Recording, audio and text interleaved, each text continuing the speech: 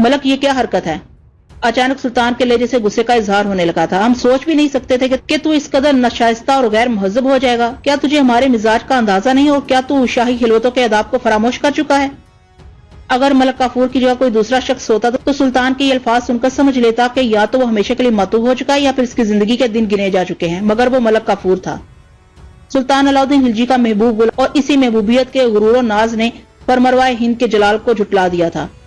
सुल्तान वाला हशम, मुझसे ज्यादा शाही खिलवतों के राज से कौन वाकिफ होगा? मलक काफूर का सर अलाउद्दीन खिलजी के कदमों पर था, लेकिन इसकी आवाज में वही काट थी जो हुस्न प्रस्त शहनशाह के कल्ब को दुनीन कर देती है। अगरचे इस पर सुल्तान के साहब नशे से मगलूब हो चुके थे, लेकिन फिर भी वह संभल कर बोला, इसमें क्या शक है?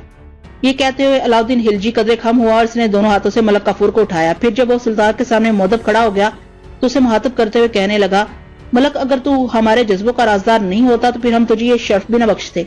जो हमसे दूर होते हैं इनके सरों को हमारे कदम छूने की इजाजत भी नहीं होती। सुल्तान मुअज्जम, ये गुलाम इस हकीकत से बाखबर है। मलक काफूर के आंसू थम गए थे, मगर आवाज से फिर भी रक्कत झलक रही थी। अब बता, तुझ पर क्या गुजरी है? अलाउद्दीन खिलजी ने मलक काफूर से पूछा। वो कौन है जिसने तेरी ख्वाबनाक आंखों में आंसू भर दिए? सुल्तान का लहजा पुरजलाल था, मगर आवाज में लर्जिश सी थी। तेरी आंखें अश्क-रेज़ी के लिए नहीं बनाई गई हैं, ये तो सुल्तान के लिए करारे जा है। कोई नहीं सुल्तान मुअज्जम, कोई नहीं। मलक काफूर की हिचकियां दोबारा जारी हो गई थी। इस अजीम शान सल्तनत में किसकी जुर्रत है वो आपके गुलाम की तरफ आंख उठाकर भी देख सके? आपकी अनायत खसरवाना ने तो जमीन को अरश और गुलाम को शाह बना दिया है। फिर तेरी आंखों में ये आंसू क्यों हैं जिनकी नबी हमें अपने दिल के करीब महसूस हो रही है? सुल्तान के लहजे में खलश दर्द भी थी और कहरे शाही की तपश भी। कल तक ये गुलाम जिस चश्मे करम के सहारे जिंदा था, आज वही मेहरबान आंख रानी पद्मनी के नदीदा नक्शो निगार में गुम है।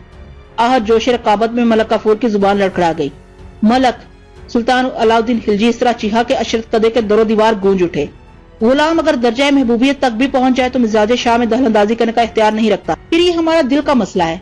समंदर अपनी मर्जी से मुअज्जन होता है, दरियाओं को इसका लिहाज रखना चाहिए। शिद्दत गजब से सुल्तान का चेहरा सुर्ख हो गया था। सुल्तान वाला, मैं भी आपके दिल का मसला हूँ। मलक काफूर ने एक बार फिर सुल्तान के कदमों पर सर रख दिया। इंसानी जिंदगी के मसाइल का कोई शुमार नहीं। अलाउद्दीन खिलजी ने झुझलाकर अपने पांव खींच लिए और मलक काफूर का सर फर्श से टकरा गया। शहनशाह के दिल किसी एक दायरे में कैद नहीं रहते। अगर वो इस बंदिश को कबूल कर ले तो इन्हें शाह कौन कहेगा? बेशक तुझे भी कुर्बत का फहर हासिल है, लेकिन इस वक्त रानी पद्मनी हमारे करीब तर है। कहने वाले कहते हैं कि वो औरत भी है, हसीन भी है और सरकश हुक्मरां भी है। हम इससे ये तीनों एजाज छीन लेंगे। अगर इसका कोई एजाज या गरूर बरकरार रहा तो ये हमारा अतिया होगा, हमारी बख्शिशें हास होगी। और ऐसा ना हो सका तो हिंदुस्तान के नक्शे पर दो नामों में से सिर्फ एक नाम अपना वजूद बाकी रख सकेगा, अजीम खिलजियों का अजीम वारिस अलाउद्दीन या रानी पद्मनी। सुल्तान के जिस्म में तहलील हो जाने वाली शराब की आग अब इसके चेहरे पर भी रोशन हो चुकी थी। मलक काफूर को नंदलाल का तजवीज करदा नुस्खा याद आ गया, मगर आज इसका इस्तेमाल भी बेअसर साबित हो रहा था। मलक काफूर ने हवाओं का रुख पहचान लिया था, इसलिए चुपचाप उठकर कमरे से बाहर जाने लगा। अभी वो अलाउद्दीन खिलजी के अशद कदे के दरवाजे तक ही पहुंचा था कि एक बार फिर सुल्तान की आवाज गूंजी। जिस तरह शहनशाह की ममलकत में लाखों इंसान बसते हैं, इसी तरह इसके दिल में बेअक वक्त हजारों महबूब भी क्याम कर सकते हैं। रियाया कि किसी फर्द को शहनशाह की इस फ्राकदिली पर एतराज नहीं होना चाहिए। शहनशाह खुद ही बेहतर जानता है कि किसे इसके दिल के करीब रहना है और किसे जिंदगी से दूर जाना है। मलक काफूर सुल्तान की निशातगाह से बाहर निकल चुका था। अब तवील राहदरी से गुजरकर अपने कमरे की तरफ जा रहा था। ये मुख्तसर सा फासला तय करते हुए इसका ज़हन बेशुमार वसवसों से भरा हुआ था। आज पहली बार उसे एहसास हुआ था कि वो कौन है, इसकी हकीकत क्या है। फिर जब मलक काफूर अपने आरास्ता कमरे में दाखिल हुआ तो उसके एहसास शिकस्ता हो चुके थे। जब वो अपने बिस्तर पर दराज हुआ तो उसे शदीद घुटन का एहसास होने लगा। सुल्तान के तहकीर अमेज सलूक ने मलक काफूर की अदाओं के सबूत को पाश पाश कर दिया था, जिसके जरिए वो खुदाई का ख्वाब देख रहा था। फिर ये ख्वाब बिखरा तो मलक काफूर की आंखों के सामने दरबार शाही के मुनाजर उभर आए जो इसकी जिल्लत और रुसवाई की शर्मनाक दास्तान सुना रहे थे। मलक काफूर जानता था कि जब वो दरबार में सुल्तान के करीब एक मखसूस एजाज के साथ बैठता है तो उम्राए वक्त और शहर के दीगर मोअज़्ज़िज़ीन की आंखों में कैसे कैसे अफसाने तैरी होते रहते हैं। वो अफसाने जिनकी कोई जुबान नहीं होती, मगर पढ़ने वाले फिर भी इन्हें बड़ी आसानी के साथ पढ़ लेते हैं। जलाल शाही के खौफ से लोग कुछ कहते नहीं थे, मगर इनके दिमागों में काफूर की बेहया तस्वीर महफूज थी। वो चाहता था कि ऐसे तमाम सरों की हड्डियां तोड़कर इनमें पेवस्ता तमाम दिमाग बाहर निकाल दे और फिर अपने पैरों से मसल डाले। लेकिन मलक काफूर इतना अख्तियार नहीं था और आज सुल्तान की जारहाना रवश ने इसकी बेख्तियारी में मजीद इजाफा कर दिया था। मलक काफूर घबरा कर बिस्तर से उठा और कमरे की तमाम कंदीलें रोशन कर दी। इसका कमरा क्या था? एक हफ्तरंग आईना खाना था। हर तरफ शीशे ही शीशे थे। मलक काफूर इन शीशों के दरमियान एक वहशतज़दा इंसान की तरह खड़ा था। फिर इसने सामने वाले आईने में अपना अक्स देखा। सुर्ख और सफेद चेहरे पर अजियत और करब की हल्की हल्की स्याही फैल गई थी। यकायक आईना बोलने लगा, دنیا میں اقتدار حاصل کرنے کے لیے کم سے کم ایک بڑی قربانی ضرور دینا پڑتی ہے. کچھ لوگ اپنی جانوں کی نظر پیش کر کے اقتدار حاصل کرتے ہیں اور اس اقتدار کے اثرات صدیوں پر محیط ہوتے ہیں. کچھ لوگ ناتواں اور بے گناہ انسانوں کے قتل عام کے بعد مسند اقتدار تک پہنچتے ہیں اور پھر ایک روز یہی مسند ان کی قبر بن جاتی ہے، یہاں تک کہ اس قبر میں اتاری جانے والی لاش کو حشرات الارض اپنی خوراک بنا لیتے ہیں. کبھی کبھی یہ قبریں دوبارہ کھودی جاتی ہیں اور لاشوں کو باہر پھینک دیا جاتا ہے تاکہ مہلوک خدا ان کے بے گور و کفن ہونے کا تماشا دیکھ سکے. کوئی ضمیر فوخت کر کے اپنے بدن پر قبائے اقتدار سجاتا ہے اور کوئی اپنی آبرو نیلام کر کے کوچہ اقتدار میں داخل ہوتا ہے. یہ کہہ کر آئینہ خاموش ہو گیا. ملک کافور کسی پتھر کے مجسمے کی مانند آئینے کے سامنے کھڑا تھا. وہ حیرت و سکوت کے عالم میں سوچ رہا تھا، کیا آئینے بھی بولتے ہیں؟ ابھی اس کی حیرانی برقرار تھی کہ آئینہ دوبارہ بول اٹھا. ملک کافور، تو نے کیا کیا؟ وقار کتنے میں رہن رکھا، ضمیر کتنے میں بیچ ڈالا. میں نے اقتدار کے لیے اپنی غیرت و مردانگی کی قربانی پیش کی ہے، ملک کافور نے سحر زدہ مریض کے انداز میں کہا. تاریخ تجھے بھی یاد رکھے گی، مگر بڑے عجیب نام سے. آئینے سے ابھرنے والی صدا آہستہ آہستہ ڈوب گئی. پھر یکایک ایک چہرے کے عقب سے کئی چہرے ابھرنے لگے. یہ ملک کافور ہی کے چہرے کے مختلف عکس تھے، غلامی کی سطح سے گزر کر دربار شاہی میں ایک خاص مقام تک پہنچنے والے چہرے. تمام چہروں کے نقش و نگار یکساں تھے، مگر کردار کی غلاظتوں نے ہر چہرے کو نیا رنگ دے دیا تھا. تمام چہروں کے نقش و نگار یکساں تھے، مگر کردار کی غلاظتوں نے ہر چہرے کو نیا رنگ دے دیا تھا. بے حیائی اور ہوشامت ملک کافور کا پیشہ تھا، لیکن آج سلطان کی کجدائی نے اسے انتہائی بلندیوں پر پہنچا کر ایسی پستیوں میں پھینک دیا تھا کہ اگر علاؤالدین خلجی اس کی طرف دوبارہ توجہ نہ کرتا تو ملک کافور کی وہ رسوائی ہوتی کہ گلی گلی بھیک مانگنے والے بھی اس کے مقابلے میں اپنے آپ کو زیادہ خوش نصیب سمجھتے. یہ خیال بڑا اذیت ناک تھا. ملک کافور اپنے ہی چہرے کے ہزار رنگ زاویوں سے ڈر گیا. پھر شدید حالت غضب میں اس کا ہاتھ بلند ہوا اور اس نے نادر و نیاب آئینوں پر مشق ستم شروع کر دی. رات کے سناٹے میں شیشوں کے ٹوٹنے کی آوازیں بڑی عجیب تھیں. شاید مفلسوں کے دل بھی ایسے ہی ٹوٹتے ہوں گے. ابھی نازک ترین آئینوں پر ملک کافور کی تیشزنی جاری تھی کہ خوبصورت لڑکی کمرے میں داخل ہوئی. لڑکی ہر طرف شیشوں کے بکھرے ہوئے ٹکڑے دیکھ کر گھبرا گئی. وہ لڑکی ملک کافور کی ایک شوخ و شریر کنیز تھی. سلطان علاؤالدین خلجی نے خوبصورت ترین کنیزوں کو اپنے محبوب غلام کا دل بہلانے کی خدمت پر مبعوث کر دیا تھا. یہ کنیزیں رقص کی بھی ماہر تھیں اور نغمہ سرائی میں بھی بے مثال تھیں. روزانہ یہ کنیزیں رات کا اندھیرا پھیلتے ہی راگ اور رنگ کی محفلیں آراستہ کرتی. ملک کافور جب ایک رقاصہ یا مطربہ کے فن کی نمائش سے اکتا جاتا تو دوسری کنیز محفل کا رنگ بدلنے کے لیے پازیب کی جھنکار کے ساتھ خلوت قدم میں داخل ہو جاتی. ملک کافور شاہانہ انداز میں نصف شب تک بزم کیف و طرب سے لطف اندوز ہوتا رہتا اور پھر کنیزوں کو رخصتی اشارہ کر کے اپنے بستر پر دراز ہو جاتا. فانوس اور کندیلیں بجھا دی جاتی.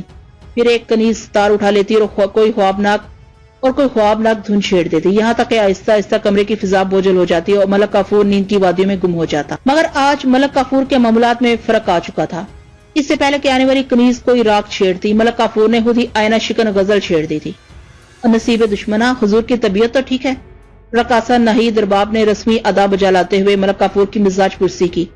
کمرے میں ایک شناسا کھنکتی ہوئی آواز گونجی تو ملک کافور کا دستے ستم رک گیا اور چند آئینے ایک رقاصہ کی مداخلت سے اپنی زندگی بچانے میں کامیاب ہو گئے. میں بہت اداس ہوں ناہید. ملک کافور پلٹا اور رقاصہ کے قریب آتے ہوئے بولا، آج اس رنگین دنیا میں میرے لیے کوئی دلکشی باقی نہیں رہی ہے. یہ آپ کہہ رہے ہیں؟ ناہید ارباب اس طرح ہنسی جیسے کسی مطرب کی انگلی نے ستار کے شوخ تاروں کو چھیڑ دیا ہو. ہاں، یہ میں کہہ رہا ہوں. ملک کافور، بساط خلجی کا سب سے طاقتور مہرہ. اس کی باتوں سے گہری مایوسی کے باوجود اقتدار کا غرور چھلک رہا تھا. اس اداسی کا سبب، اس نفرت و بیزاری کی وجہ، رقاصہ ملک کافور سے مصنوعی اظہار ہمدردی کر رہی تھی، ورنہ وہ دلی طور پر اس خواجہ سرا سے شدید نفرت کرتی تھی. ملک کافور ہی کی وجہ سے ناہید ارباب کے اعلیٰ خاندان پر یہ بدنما داغ لگا تھا. ناہید کے ایرانی نسل باب اسفند یار کا بس اتنا قصور تھا کہ اس نے ڈھلتی ہوئی جوانی کے باوجود شہ سواری کے ایک مقابلے میں شرکت کی تھی. ہر سال تیر اندازی، شمشیر زنی اور شہ سواری کے ان مقابلوں کا اہتمام ہوتا تھا. پھر جو سپاہی یا غیر فوجی امیدوار فاتح قرار پاتا، اسے سلطان علاؤالدین خلجی کی طرف سے ایک تقریب خاص میں گراں قدر انعام دیا جاتا تھا. اتفاق سے شہ سواری کے اس مقابلے میں ملک کافور بھی شامل ہوا تھا. اگرچہ ملک کافور ایک عام شہ سوار تھا، لیکن سلطان کی قربتوں کے سبب مقابلے میں شریک ہونے والے تمام شہ سوار سہمے ہوئے نظر آ رہے تھے. پھر جب یہ دوڑ شروع ہوئی تو یہ لوگ قصدن پیچھے رہ گئے جن پر فن شہ سواری ناز کرتا تھا. ان لوگوں کو انعام حاصل کرنے سے زیادہ اپنی آبرو اور زندگی عزیز تھی. وہ نہیں چاہتے تھے کہ ان کا گھوڑا آگے نکل جائے اور پھر ان کی ذات ملک کافور کے انتقام کا نشانہ بنے. مقابلے میں علاؤدین کے غلام سے پیچھے رہ جانے والے زمانہ شناس تھے، اس لیے ہوشیاری کے ساتھ بازی ہار گئے، مگر اسفندیار کی رگوں میں نوشیروان عادل کا شاہی خون دوڑ رہا تھا۔ اس ذلت کو برداشت نہ کر سکا، کچھ دیر بعد ہی اس کا گھوڑا ملک کافور کے گھوڑے سے بہت آگے نکل گیا۔ اسفندیار نے مقابلہ جیت لیا اور دستور کے مطابق سلطان علاؤدین خلجی نے اسے بہترین شہ سوار کے اعزاز سے نوازا۔ تقریب انعامات میں ملک کافور سلطان کے قریب بائیں ہاتھ پر بیٹھا تھا۔ اس نے مقابلہ شہ سواری کے ایرانی فاتح کو بہت غور سے دیکھا اور زیر لب مسکرا کر رہ گیا۔ پھر چند روز بھی نہ گزرے تھے کہ مسلح چوروں کے گروہ نے اسفندیار اس کی بیوی کو قتل کر کے سارا قیمتی سامان لوٹ لیا۔ ہلاکت و بربادی کے اس کھیل میں اسفندیار کی 17-18 سالہ حسین لڑکی ناہید رباب حیرت انگیز طور پر محفوظ رہی تھی۔ مری دنیا میں تنہا رہ جانے کے بعد ناہید نے عدالت کے دروازے پر گریہ آزاری کی، مگر جھوٹی شہادتوں کے ذریعے انصاف کو پہلے گمراہ کر دیا گیا تھا۔ نتیجتاً اسفندیار اس کی بیوی کا قتل ایک حادثہ قرار پایا۔ قانون سے مایوس ہو جانے کے بعد ناہید نے ایران واپس جانے کی کوشش کی کہ اس کے سارے رشتہ دار وہاں موجود تھے، مگر ایک معصوم دوشیزہ پر سلامتی کے تمام راستے بند کر دیے گئے تھے۔ پھر کچھ دن بعد ناہید پر یہ خوفناک راز بھی فاش ہو گیا کہ اس کے ماں باپ کو ایک سازش کے تحت ذبح کیا گیا تھا۔ اب وہ صرف ملک کافور کی کنیز بن کر ہی زندہ رہ سکتی تھی۔ ناہید رباب نے کئی بار سوچا کہ خودکشی کر کے جسم و سانسوں کے درمیان باقی رہ جانے والے رشتے کو توڑ دے، لیکن اسے انتقام کے ایک سرکش جذبے نے زندہ رہنے پر مجبور کر دیا تھا۔ ناہید اس طرح دنیا سے جانا چاہتی تھی کہ ملک کافور اپنے عبرتناک انجام کو پہنچ چکا ہو اور وہ اس کی دریدہ لاش پر کیا زن ہو، مگر یہ خواب تھا، ایک حسرت ناکام تھی جس کے سارے ناہید کے زخمی شب و روز گزر رہے تھے۔ پھر بھی آج جب اس نے ملک کافور کو پاگل پن کی منزل کے قریب دیکھا تو خوشی کی تیز لہر ناہید کے دل میں اٹھی اور پھر وہ مزید شوخیوں پر اتر آئی۔ سلطان کے دل پر حکومت کرنے والا زندگی سے اس قدر مایوس ہو گیا ہے کہ اس نے اپنے شبستان کے تمام آئینے تک توڑ دیے ہیں۔ ناہید رباب نے ملک کافور کے سلگتے ہوئے زخموں کو ہوا دینے کی کوشش کی۔ ہاں، میں ایسے تمام آئینوں کو توڑ دوں گا جو مجھے میرے مستقبل کا عکس دکھانا چاہتے ہیں۔ ملک کافور کا لہجہ نفرتوں اور تلخیوں سے بھر گیا تھا۔ کسی آئینے کی کیا مجال جو آپ کو عکس ذات دکھا سکے۔ ناہید کا لہجہ دم بدم منافقانہ ہوتا جا رہا تھا۔ میں جانتا ہوں، سب کچھ جانتا ہوں۔ ملک کافور پر شدید حالت اضطرار طاری تھا۔ کچھ آئینے میری بے پرواہی کی وجہ سے سرکش و گستاخ ہو گئے ہیں۔ یہ کہتے کہتے ملک کافور اس سراہی کی طرف بڑھ گیا جو انگوروں کے رقیق سیال سے لبریز تھی۔ اسے میرے حلق میں انڈیل دے کہ قیامت کی پیاس ہے۔ بے آب صحرا میں بھٹکنے والا کوئی مسافر بھی اتنا پیاسا نہیں ہوگا۔ ناہید رباب نے اسی منافقانہ ادا کے ساتھ رسم ساقی گیری ادا کی اور ملک کافور کا جلتا ہوا دماغ کچھ پرسکون ہوا تو دوبارہ رقاصوں کو مخاطب کر کے کہنے لگا، ناہید، انسانی زندگی 2 حصوں میں تقسیم ہوتی ہے۔ ایک حصہ اس کی اپنی ذات کے لیے وقف ہوتا ہے، زندگی کے اس حصے میں وہ صرف اپنے لیے جیتا اور مرتا ہے۔ پھر جب حیات کے افق پر دوسرا حصہ طلوع ہوتا ہے تو وہ اپنی نسل کے لیے زندہ رہتا ہے۔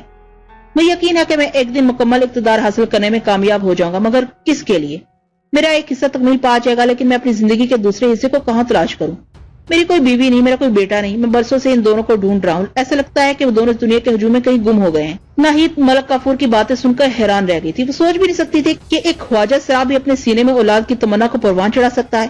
ابھی ناہید اپنی سوچوں میں کھوئی ہوئی تھی کہ دوبارہ ملک کافور کی آواز ابھری، طلب کی اس منزل میں تو ہمارا ساتھ دے گی، پھر ہم دونوں مل کر اپنے گمشدہ فرزند کی جستجو کریں گے۔ ملک کافور نے آج عجیب و غریب خواہش کا اظہار کر دیا تھا۔ ناہید ملک کافور کی بات کا کیا جواب دے دی؟ کچھ دیر تک سناٹے کے عالم میں بیٹھی رہی، پھر اسے اپنے ماں باپ کے قاتل کی بے کسی دے کر ناقابل بیان خوشی کا احساس ہوا۔ اسی احساس نے ناہید کے ہونٹوں کو فاتحانہ مسکراہٹ سے سجا دیا۔ تو خاموش کیوں ہے ناہید؟ غصے اور نشے کی گہری کیفیت نے ملک کافور کے ہوش و حواس چھین لیے تھے۔ وہ ایک ایسی شے کی جستجو میں نکل کھڑا ہوا تھا جس کا دنیا میں وجود تو تھا، مگر وہ شے اس کے لیے قطعاً حرام تھی۔ حضور، میں بہت دیر سے مسلسل یہ سوچ رہی ہوں کہ آپ اس فرزند کو کس طرح تلاش کریں گے۔ ناہید کے ایک ایک لفظ میں طنز و دشنام کا زہر بھرا ہوا تھا۔ یہ تیرے سوچنے کی بات نہیں کہ میں اس فرزند تک کس طرح پہنچوں گا۔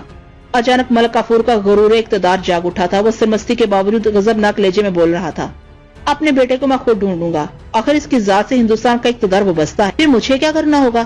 ناہید نے حیران ہو کر پوچھا۔ ملک کافور کی ہر بات اس کے ذہن سے بالا تھی۔ تجھے ہم سے شادی کرنا ہوگی۔ ملک کافور کی آواز میں یک لچک سی پیدا ہو گئی تھی۔ اس شادی کے بعد ہماری ذات مکمل ہو جائے گی اور پھر ہم اپنے فرزند کو آسانی سے تلاش کر لیں گے۔ ناہید رباب کی حیرت کی کوئی انتہا نہ تھی۔ وہ ملک کافور کے اس مطالبے کا کیا جواب دیتی مگر اسے بولنے کے لیے مجبور ہو جانا پڑا تھا۔ میں تو ایک ادنا خاندان کی لڑکی ہوں اور وہ بھی سر دربار ناچنے والی ایک رقاصہ۔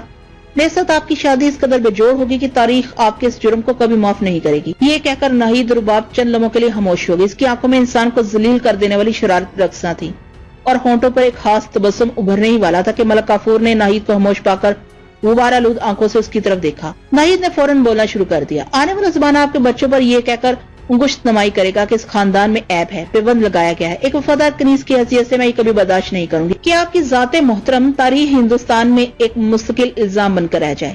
ناہید کے دل میں جس قدر زہر پوشیدہ تھا وہ سب کا سب الفاظ کے ذریعے باہر آ رہا تھا، مگر ملک کافور کو نشے کی زیادتی اور شدید احساس محرومی نے اس قابل نہیں چھوڑا تھا کہ وہ اپنی بات کسی کو سمجھا سکے یا کسی کی بات سمجھ سکے۔ میں کسی خاندان کو اہمیت نہیں دیتا، میں خود اعلیٰ نسب ہوں، اس لیے مجھے کسی حوالے کی ضرورت نہیں۔ تاریخ بس اتنا یاد رکھے گی کہ ملک کافور آیا اور وہ ہندوستان کے ایک ایک گوشے پر چھا گیا۔ تمہارے بارے میں کون پوچھے گا کہ تم کہاں سے آئی ہو، کیا کیا کرتی رہی ہو؟ میری بیوی ہو جانے کے بعد لوگ تمہارے بارے میں سوچتے ہوئے بھی ڈریں گے، ان کی سانسیں تک آداب شاہی کی پابند ہو جائیں گی، نگاہیں سجدہ ریز رہیں گی اور دل ہمیشہ اطاعت میں جھکے رہیں گے۔ یہ کہہ کر ملک کافور ناہید کے قریب آیا اور محبت امیز لہجے میں بولنے لگا، ویسے تو تمہارا دل، تمہارا دماغ، تمہاری ایک ایک سوچ اور تمہارا ایک ایک جذبہ ہمارے حکم کا پابند ہے، مگر پھر بھی شریک حیات کی حیثیت سے ہم تمہاری مرضی کو زیادہ اہمیت دیں گے۔ اب ناہید کے لیے اس کے سوا کوئی چارہ نہیں کہ وہ ذہانت اور حکمت عملی کے ساتھ ملک کافور کی اس دیوانگی کو قابو میں رکھے اور اپنی ذات کو مزید تماشا بننے سے بچائے۔ پھر وہ لمحہ آ گیا جب ناہید کے ہونٹ پہ اختیار ہو گئے۔ حضور، یہ کنیز آپ کی نوازشات کا شکریہ کس طرح ادا کرے کہ اس کے پاس الفاظ کا ذخیرہ بہت محدود ہے، مگر پھر بھی میں صورتحال کو سمجھنے سے قاصر ہوں کہ یہ شادی کس طرح ہوگی۔ ایک میں ہی نہیں، تمام اہل دربار، تمام اہل شہر اور پورا ہندوستان آپ کی اس مجبوری کو جانتا ہے کہ یہ شادی نہیں ہو سکتی۔ ابھی ملک کافور کے زرنگار کمرے میں ایک رقاصہ کے الفاظ کی گونج باقی تھی کہ اس کے ہاتھ سے ساغر شراب چھوٹ کر اس قیمتی قالین پر گر گیا جو کسی مفتو حکمران نے علاؤدین خلجی کو بطور نظر پیش کی تھی، اور پھر سلطان نے وہی نادر و نایاب تحفہ اپنے غلام کے حوالے کر دیا تھا۔ ملک کافور کچھ دیر تک سکتے کے عالم میں کھڑا رہا، پھر چپٹ کر اس نے اپنے بستر کے قریب سے ایک چمکدار زہر آلود خنجر اٹھا لیا۔ ناہید رباب کو فوراً ہی اندازہ ہو گیا تھا کہ اس نے تمام احتیاطوں کے باوجود ملک کافور کو دنیا کی غلیظ ترین گالی دے ڈالی تھی۔ الفاظ کمان سے نکلے ہوئے تیر تھے، انہیں واپس نہیں لایا جا سکتا تھا۔ ناہید اپنی زندگی کے انجام کو قریب تر دیکھ رہی تھی۔ وہ چاہتی تو ملک کافور کے قدموں پر سرک کر سانسوں کی بھیک مانگ سکتی تھی، مگر اب یہ ممکن نہیں تھا۔ دنیا میں وہی لوگ معاف کرتے ہیں جن کے دل کشادہ ہوتے ہیں۔ معافی اعلیٰ ظرفی کا رد عمل ہوتی ہے، اور ملک کافور کا ظرف علاؤدین خلجی کے دربار میں اتنی بار نیلام ہو چکا تھا کہ اب نہ اس کی کوئی قیمت تھی نہ وجود باقی رہا تھا۔ اس لیے ناہید نے ملک کافور سے رحم کی بھیک نہیں مانگی، بس وہ عجیب نظروں سے ملک کافور کے اس ہاتھ کو دیکھتی رہی جس میں زہر آلود خنجر چمک رہا تھا۔ ملک کافور کسی غضبناک بھیڑی کی طرح آگے بڑھتا رہا اور ناہید رباب بند دروازے کی جانب پیچھے ہٹتی رہی، یہاں تک کہ کمرے کا درمیانی فاصلہ ختم ہو گیا اور ناہید کی پشت اس دیوار سے جا لگی جس کے قریب صندل کی لکڑی کا مہکتا ہوا دروازہ تھا، اور دروازے کے باہر وہ زندگی تھی جس کی تلاش میں بے شمار انسان دن رات سرگردہ رہتے۔ ناہید رباب کی نظریں ملک کافور کے چہرے پر مرکوز تھیں، اور ملک کافور کے انداز غضب میں صفاقیاں شامل تھیں جو پیشہ ور قاتلوں کا سرمایہ ہوتی ہیں۔ نمک حرام رقاصہ، آخر تو مجھے سمجھتی کیا ہے؟ ملک کافور اس اعلیٰ نسب دشیزہ کو نہایت غلیظ لہجے میں پکار رہا تھا جسے گردش وقت نے علاؤدین کے ایک غیر غلام کے سامنے ناشربہ مجبور کر دیا تھا۔ پھر جب مجبوریاں حد سے گزر گئی تو ناہید نے اپنے چہرے سے مسلط کے نقاب اتار پھینکے اور منافقت کی زنجیروں میں جکڑے ہوئے الفاظ کو ان کی حقیقی آزادی بخش دی۔ کئی برسوں سے سینے میں دہکتی ہوئی آگ نے ناہید کے ہونٹوں کو جلا ڈالا۔ تو وہ ہے جس نے نسل آدم کی دو جنسوں کو سرے بازار رسوا کیا ہے۔ ناہید رباب کی آواز ابھری تو ملک کافور کے کمرے میں ہر طرف انگارے بکھر گئے۔ مجھ لوارس اور کمزور عورت پر اپنی مردانگی کیوں آزماتا ہے؟ سلطان علاؤدین کے چہیتے، بہادر افواج کے سپہ سالار، اگر تجھ میں ہمت ہے تو اہل دربار سے سوال کر کے تو کون ہے؟ خلجی حکمران سے پوچھ کے وہ تجھے کیا سمجھتا ہے؟ ملک کافور کی ایک ادنا کنیز نے آج اسے وہ آئینہ دکھایا تھا جس کے سامنے تمام آئینے دھندلے پڑ گئے تھے۔ ملک کافور اپنے ہوش و حواس کھو بیٹھا، پھر اس کا ہاتھ بلند ہوا۔ ایک لمحے کے لیے ملک کافور نے سوچا کہ رقاصہ اپنی جان بچانے کے لیے چیخے گی، مگر ناہید نے اس کے دونوں اندازوں کو جھٹلا دیا تھا۔ ناہید کمرے کا صندلی دروازے ٹیک لگائے اس طرح دستے قاتل کو دیکھ رہی تھی جیسے اس کے محبوب کا ہاتھ ہو جس میں زہر آلود خنجر کے بجائے مہکتے ہوئے پھولوں کا گجرا ہو جو ساتھ کیف و نشاط میں اس کے گلے کا ہار بننے والا ہو۔ ملک کافور کا ہاتھ بار بار فضا میں بلند ہو کر ناہید کے شاداب جسم کو مشق ستم بناتا رہا۔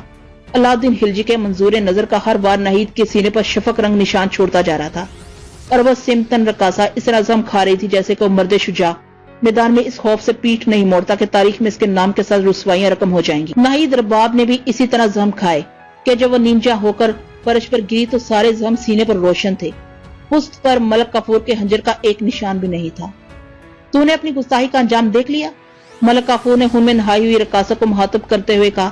ایک کیڑا اس وقت تک محفوظ رہتا ہے جب تک وہ اپنے آقا کے سائے سے دور دور چلتا رہے۔ حکمرانوں کی قدم بوسی حشیات الارض کے لیے موت کا پیغام بن جاتی ہے۔ ہماری عظمتوں کی قبا کو داغدار بنانے والوں کے لیے فرشتہ اجل یہی سلوک کرتا ہے۔ ملک کافور کے لہجے میں خدائی کے دعوے داروں جیسا غرور سمٹ آیا تھا۔ नाहिद ने बमुश्किल अपनी बंद होती हुई आंखों को खोला और लरजते हुए लहजे में आखिरी अल्फाज अदा किए। मलक काफूर, मैं जा रही हूँ कि इस दुनिया की हर शय जाने ही के लिए आई थी, कि इस दुनिया की हर शय जाने ही के लिए आई है। मुझे मालूम है कि तुझ मेरे होने नाहक का हिसाब तलब करने वाला कोई नहीं है, मगर याद रखना कि इस जमीन पर हशर से पहले एक और हशर बर्पा होगा। जहाँ मेरा लहू गिरा है तू भी इस जगह अपनी कब्र खोद ले, कहीं ऐसा ना हो कि जमीन तेरा जिस्म कबूल करने से मुनहरफ हो जाए। इसके साथ ही सांस थम गए, रक्स से जिंदगी खत्म हो गया और पाजेब टूटकर बिखर गई। न मुद्दई न अदालत, हिसाब पाक हुआ। ये खूने हाक नशीना था, रिज़्क़ हाक हुआ। कुछ देर बाद मलक काफूर के मुतमद पहरेदार सिपाही रकासा नाहिद रुबाब की लाश उठाकर ले गए और किसी वीरान कब्रिस्तान में खुदशीजा दफन कर दी गई, जिसका न कोई वारिस था, न ही जिसकी नमाज जनाजा पढ़ी गई।